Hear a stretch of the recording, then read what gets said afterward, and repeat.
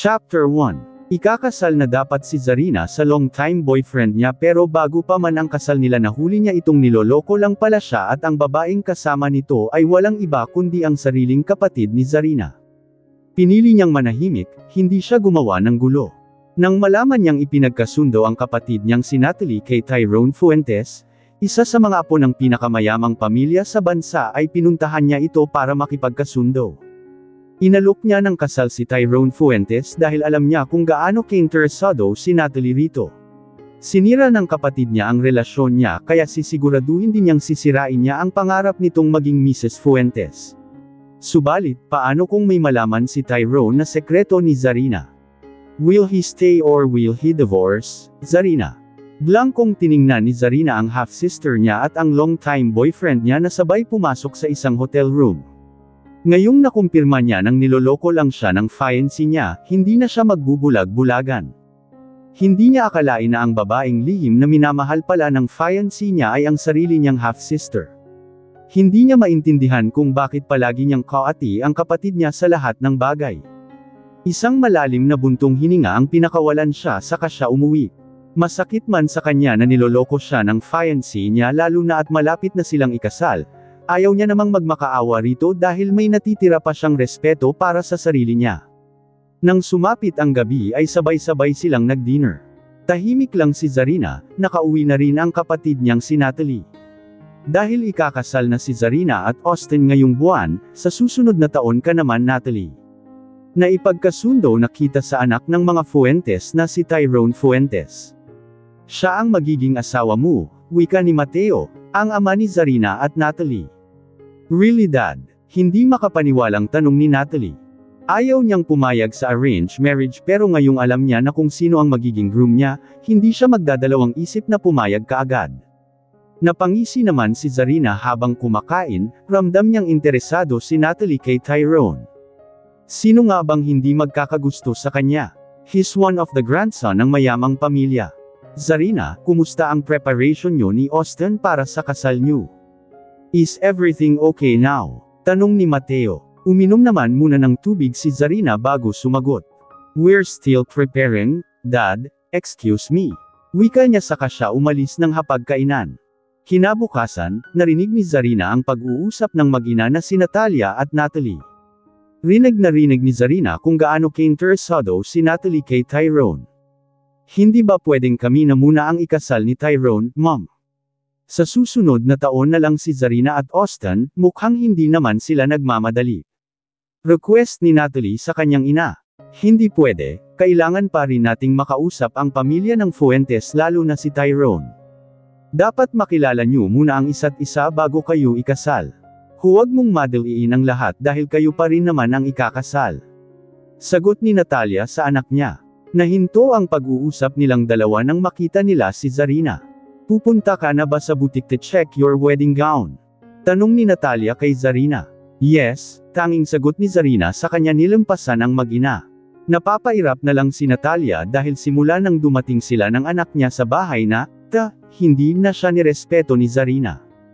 Ang akala nila ay pumunta si Zarina sa butik pero nakipagkita ito kay Tyrone Fuentes, ang future husband ni Natalie.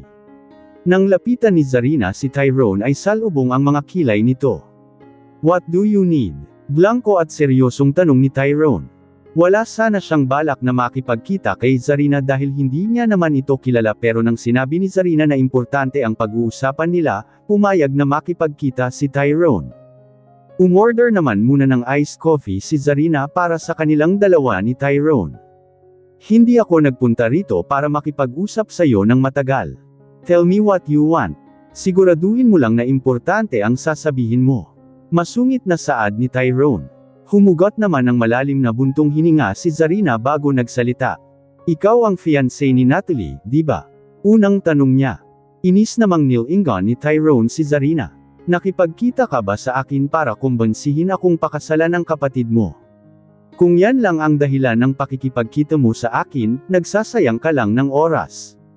Wala akong planong pakasalan ng kapatid mo. Matigas na wika ni Tyrone at akma na sanang aalis nang magsalita si Zarina. That's good then, hindi ako nagpunta rito para kumbansihin ka na pakasalan si Natalie. Sagot ni Zarina kaya lalong kumunat ang noo ni Tyrone. Bumalik siya sa kinauupuan niya, dumating naman na ang order ni Zarina kaya ibinigay niya ang isa kay Tyrone. Ano ba talagang kailangan mo? Kung hindi ka nagpunta rito para pilitin akong pakasalan ng kapatid mo then what? Salubong ang mga kilay niyang tanong. Sumimsam naman muna ng kape si Zarina bago nagsalita. Marry me instead, diretso niyang sagot. Lalong nagsalubong ang mga kilay ni Tyrone pero tumawa rin kalaunan. Are you crazy? You want me to marry you? Natatawang wika ni Tyrone, napalunok naman si Zarina sa kanya mahigpit na hinawakan ang kape niya. Hindi niya akalain na mahirap palang pakiusapan ng isang Tyrone Fuentes.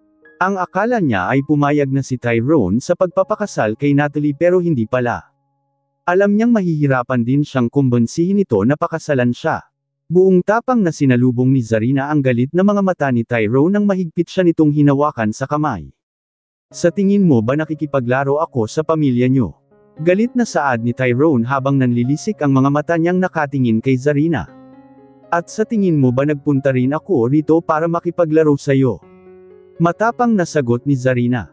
Binitiwan ni Tyrone ang kamay ni Zarina pero nananatili pa rin ang matatalim niyang tingin kay Zarina.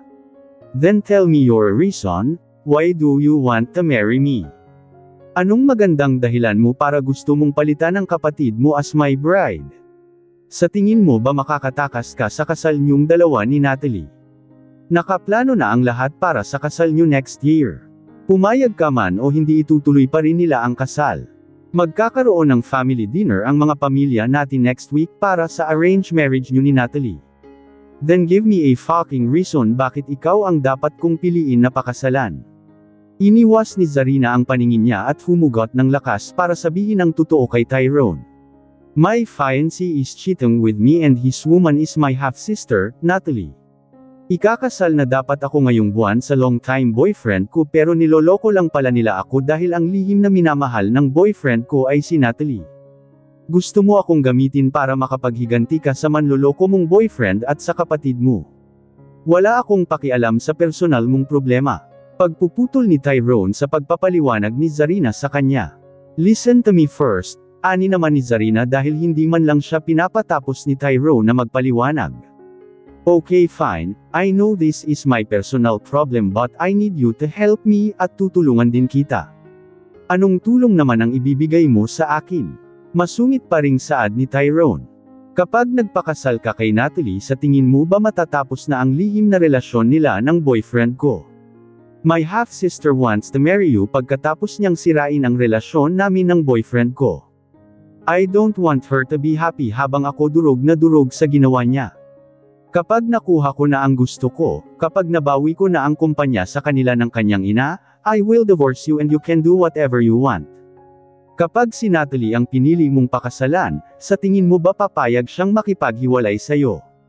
I don't think so. Ngumisi lang naman si Tyrone saka siya sumimsam sa iced coffee na binili ni Zarina. Bakit naman kita pagkakatiwalaan? Nasa iisang pamilya lang kayo. Ngayon lang kita nakita at sa tingin mo pagkakatiwalaan kita kaagad. Kung pinadala ka ng pamilya mo rito para pumayag ako na makipagsanib puwersa ang pamilya niyo sa pamilya namin, wala kang mapapala sa akin. Alam ko naman kung anong kailangan ng pamilya mo sa pamilya namin, hindi lang pamilya namin ang may kailangan sa pamilya niyo, Mr. Fuentes. Pagpuputol ni Zarina sa sasabihin ni Tyrone. Napataas naman ang kilay ni Tyrone sa sinabi ni Zarina. Bakit hindi mo tanungin ang pamilya mo kung anong kailangan niyo sa amin? Alam ko naman na dalawa kayong pinagpipilian na magiging tagapagmana ng kumpanya ng lolo niyo. Kalaban mo ang pinsan mo sa posisyon ng pagiging CEO, tama ba? Sa tingin mo, ano ba talagang kailangan ng pamilya niyo sa pamilya namin para pumayag sila na ipagkasundo ka kay Natalie? Nagtiim ang bagang ni Tyrone dahil mas maraming nalalaman si Zarina kesa sa kanya. Wala siyang planong magpakasal sa babaeng hindi niya mahal. Wala akong planong magtrabaho sa kumpanya namin. Wala akong pakialam sa posisyon ng pagiging CEO. Wala akong pakakasalan sa inyo ng kapatid mo. Huwag mo akong idadamay sa problema mo at huwag mo akong gagamitin para lang makapaghiganti ka sa walang kwenta mong boyfriend. Matigas na wika ni Tyrone sa kanya iniwan si Zarina. Napabuntong hininga na lang si Zarina, Akala niya ay magiging madali lang sa kanya na kumbinsihin si Tyrone na pakasalan siya pero nagkamali siya. Mapait siyang ngumiti at napapakamot na lang sa noo niya. Nanatili pa siya ng ilang minuto sa coffee shop bago umalis. Dumiretso siya kaagad sa bahay ng kaibigan niyang si Hailey. "Are you okay? May ginawa na naman ba sa'yo ang stepmom?"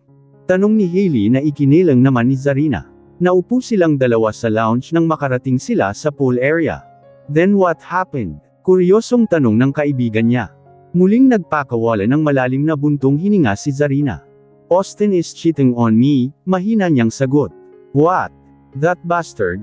Are you serious?" Hindi makapaniwalang tanong ni Hailey. Tanging-tango lang naman ang isinagot ni Zarina. Naupo si Hailey sa tabi ni Zarina sa kanya ito niyakap. "How did you find out? Paano na ang kasal niyong dalawa? Itutuloy mo pa ba?" Tanong niya. Hindi naman kaagad sumagot si Zarina. Kumawala na si Hailey sa pagkakayakap niya sa kaibigan niya sa kanya ito tiningnan. Tumingin lang sa kawalan si Zarina, hindi niya na rin alam ang gagawin niya. Paano niya ba sasabihin sa pamilya niya na niloloko siya ng boyfriend niya at ang babae nito ay ang sarili niyang kapatid? Paano siya paniniwalaan ng mga ito? Kilala mo ba kung sino ang babae niya? Nahuli mo ba sila? Tanong muli ni Hailey dahil wala pang sinasagot ang kaibigan niya sa mga tanong niya. "Tinawagan ko si Austin para sana tingnan namin ang isusuot namin sa kasal namin pero sinabi niya na busy siya pero hindi ko sinasadya na makita siya sa hotel kasama si Natalie. Sinundan ko silang dalawa hanggang sa makapasok sila sa isang room." Pagkwekwento niya, "Kinausap mo ba sila?" Naiinis na ring saad ni Hailey. Umiling naman si Zarina. "Hindi ko na sila sinundan pa, wala akong lakas ng loob na kausapin sila. Ayaw kong magmukha akong kawawa sa harap nilang dalawa dahil kahit umiyak pa ako sa harap nila, wala namang pakialam sa akin si Austin dahil ang totoong mahal pala niya ay si Natalie." How ironic, right? Nasasaktan na wika ni Zarina. Akala niya ay nahanap niya na ang magiging kakampi niya sa buhay pero hindi pa rin pala, mag-isa pa rin siya. Pakiramdam niya, isinumpa siya para maging mapag-isa. Bakit hindi mo sabihin sa pamilya niyo ang tungkol sa panloloko nilang dalawa? Paano na ang kasal niyo ni Austin? Balak mo pa rin bang ituloy?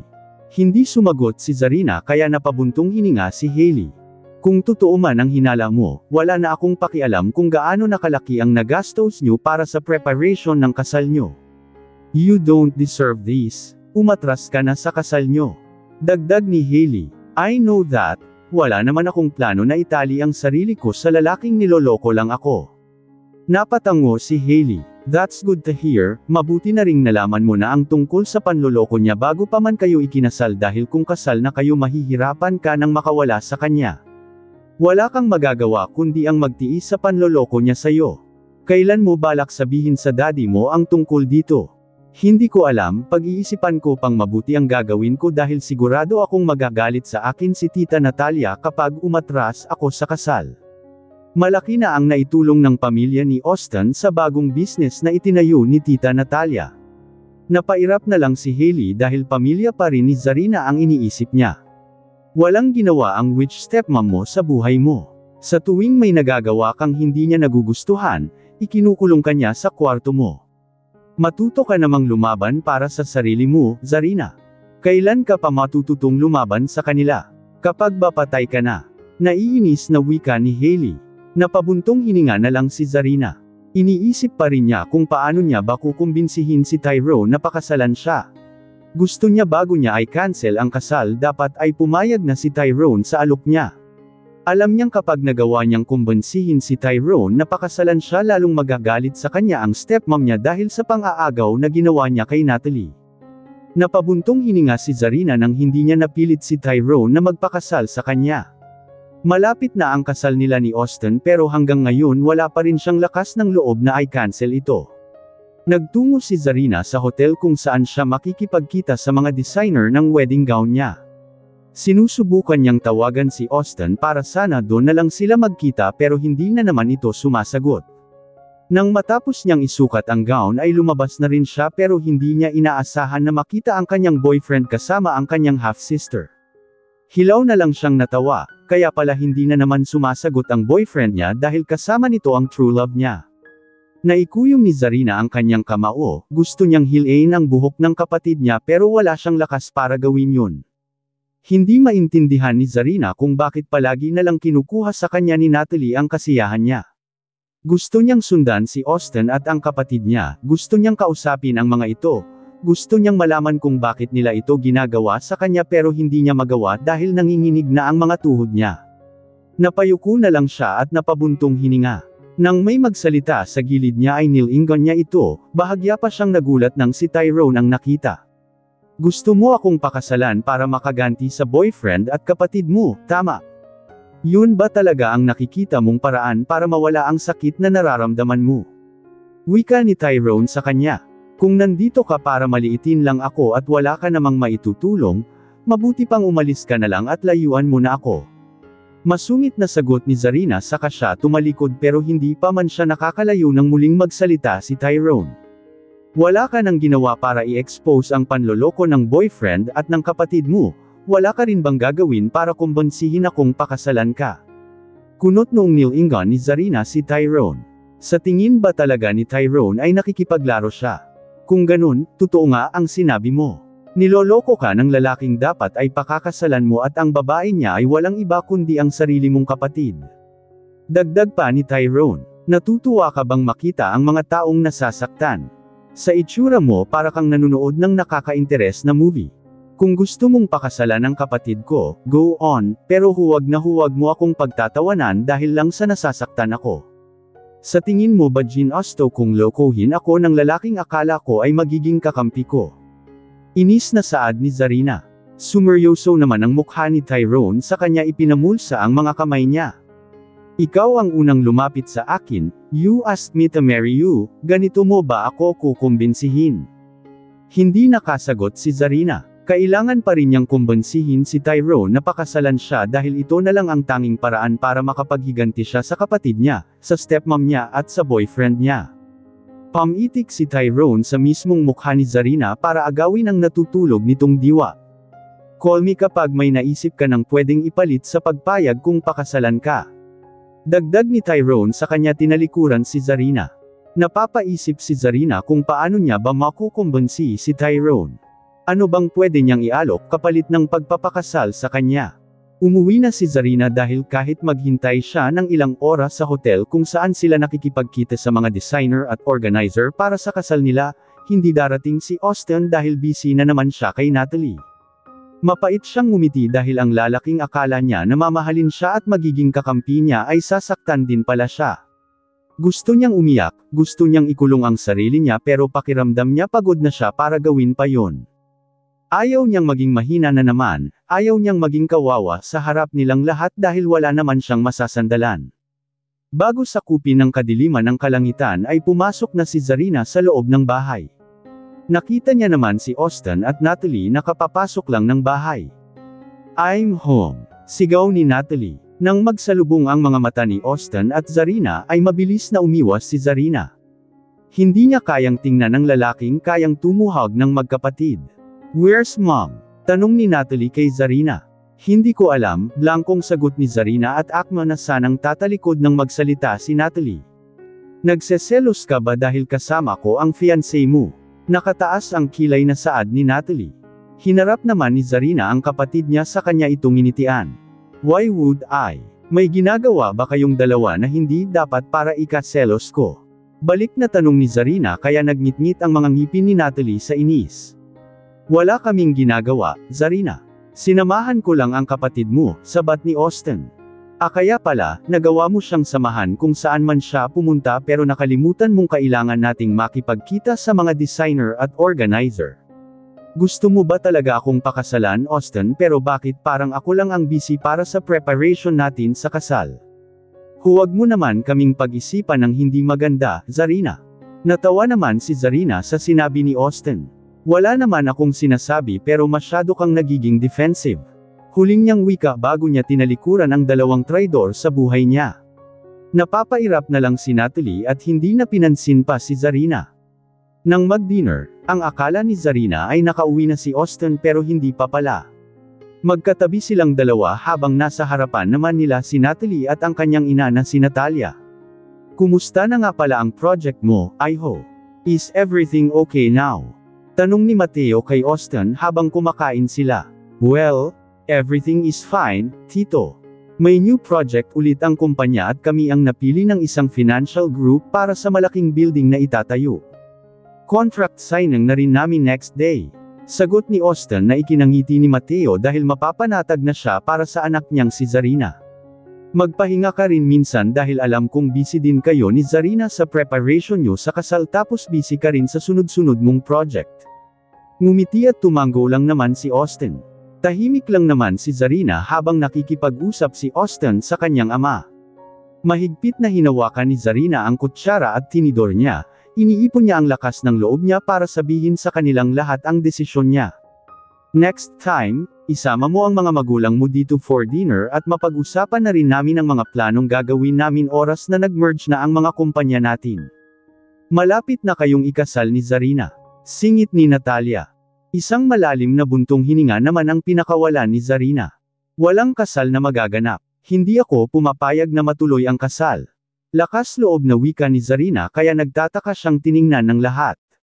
Natawa naman si Natalia sa naging desisyon ng stepdaughter niya. Ikaw pa ang outress sa kasal. Alam mo ba kung anong mawawala sa iyo kapag umatras ka sa kasal? Wika ni Natalia pero walang pakialam si Zarina, hindi siya magpapakasal sa lalaking hindi naman siya ang mahal. Salubong na rin ang mga kilay ni Austin na nakatingin kay Zarina. Nagtatampo ka ba dahil hindi kita nasamahan sa pagsusukat mo ng wedding gown? I'm sorry about that, babe, sinabi ko naman sa'yo kung anong ginawa ko, right? Malambing na wika ni Austin pero hilaw lang na tumawa si Zarina. Huwag mong ginagawang biro ito, Zarina, dahil hindi nakakatuwa. Malaki ang mawawala sa iyo kapag umatras ka sa kasal niyo ni Austin. Alam mo naman kung gaano nakalaki ang naitulong ng pamilya nila sa business natin. Nagagalit na saad ni Natalia. Business natin o business mo? Zarina, galit na sigaw sa kanya ng kanyang ama. Napabuntong hininga na lang si Zarina gaya ng inaasahan niya, sino ba ang kakampi niya sa mga taong kasama niya ngayon? Tumayo na si Zarina, wala na siyang pakialam kung magalit man sa kanya ang kanyang ama pero desidido na siyang i-cancel ang kasal nila ni Austin. Go back to your seat, Zarina. Ano bang problema mo para umatras ka sa kasal niyo ni Austin? Ngayong buwan na kayo ikakasal at nakahanda na ang lahat. Hindi na biro ang nagastos ng pamilya ni Austin sa kasal niyo, nakakahiya naman sa kanila kung outress ka pa. Dagdag pa ng kanyang ama. Tiningnan ni Zarina si Austin na naguguluhan din sa biglaan niyang desisyon. Gusto mo bang ako pa ang magsabi sa kanila o ikaw na? Wika ni Zarina. Napalunok si Austin sa kaba kahit na hindi niya alam kung anong sinasabi ni Zarina. What are you talking about? Ilang taon mong hinintay ang araw na may kasal kayo tapos gusto mong umatras. Anong drama na naman ba ito, Zarina? Sabat na rin ni Natalie na ikinatawa ni Zarina. Alam ko na alam niyo kung anong sinasabi ko, hindi ba dapat at kayong dalawa ang magpaliwanag kung anong nangyayari? May diing sagot ni Zarina kay Natalie. Nilingan ni Natalie si Austin pero pareho silang tahimik kahit na alam na nila kung anong posibleng sinasabi ni Zarina. Aalis na sana si Zarina nang tawagin ni Natalia ang dalawang lalaking tauhan niya. Napailing naman si Zarina, alam niyang ikukulong na naman siya at ayaw niya nang mangyari na naman yun. No, don't do this to me. Dad, wala akong ginagawang hindi maganda para hayaan niyo na naman si Tita Natalia sa gusto niyang gawin. Sigaw ni Zarina sa kanyang ama na umiwas lang ng tingin sa kanya. Ikulong niyo siya sa kwarto niya at huwag niyo siyang hahayaan na makakalabas. Kunin mo rin ang cellphone niya at huwag niyong ibibigay sa kanya. Galit na utos ni Natalia. Nagpumiglas naman si Zarina sa dalawang lalaki pero wala siyang magawa dahil masyado silang malakas. Tiningnan ni Zarina si Austin para sana tulungan siya pero iniwas din ni Austin ang paningin niya. Hanggat hindi mo binabawi ang sinabi mo kay Austin, hindi ka makakalabas ng kwarto mo. Naiintindihan mo. Anas pa ni Natalia. Walang nagawa si Zarina nang dalhin na siya ng dalawang lalaki sa loob ng kwarto niya. Napaupo na lang si Zarina sa kama niya. Si Austin ang dahilan kung bakit hindi na siya ikinukulong ng kanyang stepmom pero si Austin din pala ang magiging dahilan para ikulong ulit siya. Mapait na ngumiti si Zarina, masyado pa rin siyang mahina dahil hindi niya man lang magawang ipagtanggol ang sarili niya. Nagpatuloy naman ang dinner nila sa kusina. Pasensya ka na Austin sa mga sinabi ni Zarina. Hayaan mo at kami na ang kakausap sa kanya. Alam mo naman na may iniindang sakit si Zarina at minsan ay nawawala siya sa sarili. Ani ni Natalia na ikinatango lang ni Austin. Nang matapos ang dinner nila ay nagtungo si Natalie at Austin sa pool area. Sa tingin ko may alam na si Zarina tungkol sa ating dalawa. Wika ni Natalie dahil imposibleng i-cancel ni Zarina ang kasal kung wala siyang sapat na dahilan. Huwag kang mag-alala, aayusin ko ang tungkol dito. Sagot ni Austin. Kailangan na nating ihinto kung anong namamagitan sa ating dalawa, Austin. Ikakasal na rin ako sa susunod na taon kay Tyrone Fuentes at hindi pwedeng ma-cancel pa yon ng dahil sayo. Napaigting ang panga ni Austin sa sinabi ni Natalie. Ganon na lang ba kadali sayo na pumayag na magpakasal kay Tyrone Fuentes kahit na hindi mo pa naman siya nakikilala personally? Inis namang nilingan ni Natalie si Austin. Ikakasal na kayo ni Zarina ngayong buwan. Alam mo naman na hindi pwedeng magalit sa akin si mom at dad dahil kapag nangyari yun baka ako naman ang itakwil ni daddy. Kung ano man ang namagitan sa ating dalawa tapusin na natin yun. Ayaw kong masira ang magandang relasyon ng pamilya namin sa mga Fuentes at ganun din sa pamilya nyo. Mahal mo lang ang katawan ko Austin, ikakasal naman na kayo ni Zarina kaya makukuha mo na rin sa kanya ang nakukuha mo sa akin. Hanggat wala pang ebidensya si Zarina laban sa atin itigil na natin ang lihim nating pagkikita. Ayusin mo ang relasyon nyo ni Zarina, hindi pwedeng makancel pa ang kasal nyo. Anas ni Natalie, napabuntong hininga na lang si Austin. Huwag kang mag-alala, kakausapin ko siya bukas. Tanging sagot ni Austin. Nakahinga naman ng maluwag si Natalie dahil hindi pwedeng malaman ng pamilya niya ang tungkol sa lihim na relasyon nila ni Austin. Si Tyrone ang mapapangasawa niya at ayaw niyang sayangin ang pagkakataon na yun. Nang bumukas ang pintuan ng kwarto ni Zarina ay hindi napalingon siya doon. Mabilis niya rin namang iniwas ang paningin niya nang makita niya si Austin. Kinuha ni Austin ang isang upuan saka siya naupo sa harap ni Zarina. Tahimik lang naman si Zarina dahil wala na siyang gustong sabihin kay Austin. Ayaw niyang umiyak sa harap ng lalaking nilokoko lang naman siya, ayaw niyang maging mahina sa paningin ni Austin. Kinuha ko na kay Tita Natalia ang cellphone mo. Ani nito sa kanya dinukot sa bulsa niya ang isang cellphone at ibinigay kay Zarina. Sa tingin mo ba pasasalamatan kita sa ginawa mo? Masungit na sagot ni Zarina. Napabuntong hininga na lang si Austin dahil paano niya ba ipapaliwanag ang lahat kay Zarina. Sigurado siyang alam na ni Zarina ang tungkol sa lihim na relasyon nila ni Natalie. Gusto kong mag-usap tayo somewhere, hihintayin kita sa sala and don't worry nakausap ko na si Tita Natalia na lalabas tayong dalawa and she agreed. Wika ni Austin saka siya tumayo at lumabas na ng kwarto. Nagbihis naman kaagad si Zarina dahil kahit naiinis pa rin siya kay Austin gusto niya nang makalabas ng kwarto niya dahil kagabi pa siya nakakulong. Hinahatiran na lang siya ng pagkain kapag oras na ng pagkain. Sumunod siya kaagad sa sala kaya nang nakita siya ni Austin ay tumayo na ito saka sila sabay na lumabas. Tahimik lang si Zarina habang nasa biyahe pero nag-iisip na siya kaagad ng paraan kung paano siya makakatakas kay Austin. Ayaw niya munang bumalik sa bahay nila dahil sigurado siyang kapag nakauwi siya ay ikukulong na naman siya ng stepmom niya. Lakas loob siyang nag-message kay Tyrone kahit na alam niyang imposible na pupuntahan siya nito o tutulungan para makatakas. Nang may send niya ang message ay mahigpit niyang hinawakan ang cellphone niya. Hindi niya alam kung saan siya dadalhin ni Austin pero nakashare na ang location niya kay Tyrone kung sakali mang pumunta ito. Huminto silang dalawa sa isang restaurant. Nauna nang bumaba si Austin sa kanya pinagbuksan ng pintuan si Zarina. Sinabi sa akin na hindi ka raw kumain kaninang lunch kaya kumain muna tayo bago tayo mag-usap. I know you're mad at me and let's talk about that later. Akma pa sanang hahalikan ni Austin sa noo si Zarina nang mabilis na umiwas si Zarina. Napapakamot na lang sa batok si Austin saka siya na unang naglakad papasok ng restaurant. Tingin ng tingin si Zarina sa cellphone niya pero wala man lang reply sa kanya si Tyrone.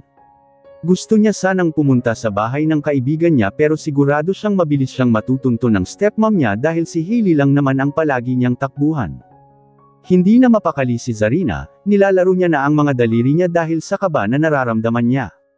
Busy sa pagpili ng menu si Austin at gusto niya nang tumakas, gusto niyang tumakbo palayo pero hindi niya alam kung saan siya pupunta. Wala rin siyang dalang wallet dahil cellphone lang ang dala niya. Halos marinig na ni Zarina ang kabog ng dibdib niya dahil kahit makatakas man siya ngayon siguradong ikukulong na naman siya ng stepmom niya kapag nahuli siya. Mariing ipinikit ni Zarina ang mga mata niya at akma na sana siyang tatayo nang may humawak sa mga kamay niya kaya nilingan niya kung sino ang taong iyon. Napalunok siya at nakaramdam ng tuwa nang makita niya si Tyrone. Sa pilitan na itinayo ni Tyrone si Zarina at akma na sanang aalis nang harangin siya ni Austin. "What are you doing? Saan mo siya dadalhin?" Akma sanang hahawakan ni Austin si Zarina nang mabilis siyang itinago ni Tyrone sa likod niya. "Umalis ka sa daraanan ko, Mr. Gomez. Wala akong dapat ipaliwanag sa'yo." Blankong sagot ni Tyrone sa kanya hinayla palabas ng restaurant si Zarina. "Sir, excuse me po." Sigaw ng isang babaeng staff kay Austin. Palabas na rin sana si Austin nang maarang siya ng security ng restaurant. "Pasensya na po sir pero tinatawag po kayo ng staff namin." Ani ng guard, inis namang nilingan ni Austin ang babae. "What?" Tanong niya rito. "Mukha kasing aalis na kayo, hindi pa po bayad ang mga pagkain na inorder nyo." Wika nito, mabilis namang dumukot ng cash si Austin at ibinigay sa babae. "Sir, sukli nyo." Sigaw pa ng babae nang biglang umalis si Austin pero hindi na siya nilingan ni Austin. Sinubukan niyang habulin ang sasakyan kung saan nakasakay si Zarina pero wala na siyang nagawa. Inis siyang napapadyak dahil sa inis. Anong relasyon nilang dalawa? Kilala ba ni Zarina si Mr. Fuentes? Naguguluhan niyang tanong sa sarili niya. Kilala niya ang lalaking kumuha kay Zarina dahil siya ang lalaking pakakasalan ni Natalie.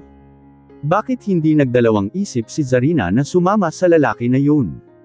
Anong lihim ang itinatago nila? Nakatakas na si Zarina pero nanginginig pa rin ang mga kamay niya. Napapatingin naman si Tyrone sa kanya at nang masiguro ni Tyrone na hindi sila nasundan, inihinto niya na muna ang sasakyan sa gilid at tiningnan ang mga kamay ni Zarina na nanginginig pa rin. Napapaisip tuloy siya kung anong karahasan ang nangyari kay Zarina. "Masyado kang takot na takot, are you okay? Sinaktan ka ba ng lalaking yun?" Kuryoso niyang tanong. Napayuko naman si Zarina sa kanya sinusubukang pakalmihin ang sarili niya.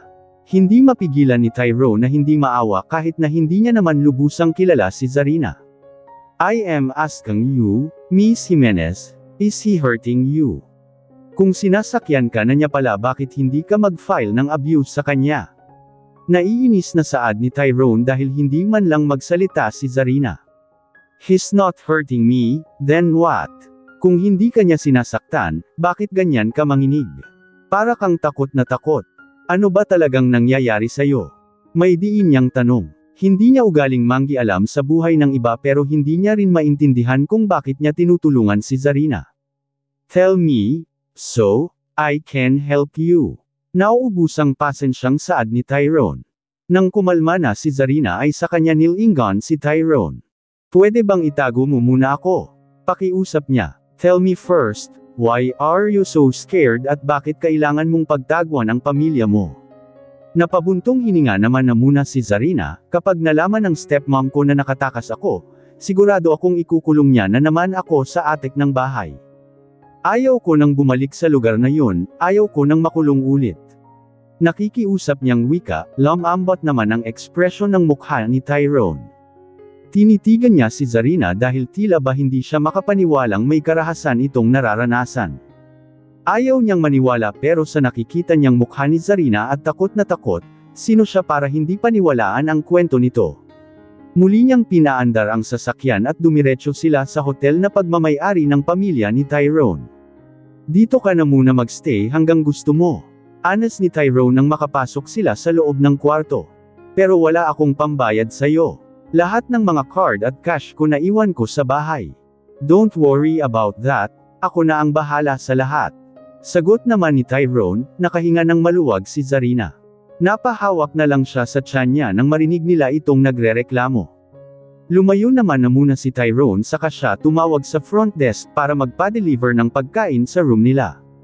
Habang naghihintay sila sa pagkain ay nakatingin lang si Tyrone kay Zarina. "Thank you for helping me today, ang akala ko ay hindi mo ako pupuntahan. Pasensya na kung naabala ba kita." Anas ni Zarina. "Sa tingin mo ba walang kapalit ang mga ginagawa ko sa'yo? Pinag-iisipan ko pa rin ang alok mo at kung wala kang may papalit sa tulong na hinihingi mo sa akin, I'm sorry but I will marry your sister instead." Napatingin si Zarina kay Tyrone. "Ang akala ko ba ay wala kang balak na magpakasal sa kahit kanino sa aming dalawa ni Natalie? Bakit biglang nagbago ang isip mo? Alam mong hindi ko matatakasan ang kasunduang kasal para sa akin, di ba? Bakit nagtataka ka pa?" Masungit na sagot ni Tyrone. Nang may kumatok sa pintuan ay si Tyrone na ang lumapit sa kanya ito binuksan. Dumating naman na ang mga pagkain na in-order niya. Inilagay niya iyon sa lamesa at nang maayos niya ay tinawag niya si Zarina. Nahihiyaman si Zarina ay lumapit na siya dahil nagugutom na rin siya. Pinanood lang siya ni Tyrone habang kumakain. Napapailing na lang si Tyrone dahil alam niyang mayaman din ang pamilya ni Zarina pero para bang wala itong nakakain. "Pasensya ka na ha, hindi kasi ako nakakain ng maayos kagabi, wala rin akong ganang kumain nung umaga at wala pa akong kinakain simula nung tanghali." Wika niya kahit na punong-puno pa ang bibig niya. "Ganyan ka ba talaga, Kaina?" Hindi mapigil ang tanong ni Tyrone, ang pinakaayaw niya sa lahat ay yung para bang matutamba na ang isang tao kapag pinitik mo. Nilunok naman na muna ni Zarina ang laman ng bibig niya bago nagsalita. "Ano bang laban ko sa kanilang lahat? I'm too afraid to fight against them." Sagot niya na ikinangisi ni Tyrone. "Ayaw mo silang kalabanan pero sinusubukan mo akong kumbansihin na pakasalan ka." Interesting. Natatawang wika ni Tyrone. Uminom na muna ng tubig si Zarina sa kanya tiningnan si Tyrone na nakangisi pa rin. "Kaya kong tiisin ang pagpapahirap nila sa akin pero ayaw kong pati ang sarili kong kaligayahan ay kontrolin pa rin nila. Oo, mahina ako pero ginagawa ko ang makakaya ko para tumayo sa sarili kong mga paa. Ikaw na lang ang pag-asang meron ako, nagawa na akong traidorin ng lalaking akala ko ay magiging kakampi ko. They can't control you at umaasa akong kapag pumayag kang pakasalan ako at maging kakampi ko, hindi na nila ako kayang galawin pa." Seryosong saad ni Zarina. Kunot-noo lang naman siyang tinitigan ni Tyrone na tila ba binabasa niya ang isip ni Zarina. Ramdam ni Tyrone na gusto nang makawala ni Zarina sa kulungang kinalalagyan niya. Ano ba talagang nangyayari sa loob ng bahay nila? Anong pamilya meron si Zarina para katakutin at maging kalaban niya ang mga ito? Bakit pa nga ba niya iniisip ang problema ng ibang tao? Wala na siyang pakialam kung ano bang problema nila, ang gusto niya lang ay makatakas sa kasunduang kasal para sa kanya dahil wala siyang balak magpakasal kahit kanino. Kailangan niyang makaisip ng paraan para matakasan ang kasal na yun. Nanatili si Zarina sa loob hotel habang si Tyrone naman ay umalis nang may tumawag sa kanya. Nagtungo sa bathroom si Zarina saka siya naghilamos at pinagmasdan ang sarili niya sa salamin.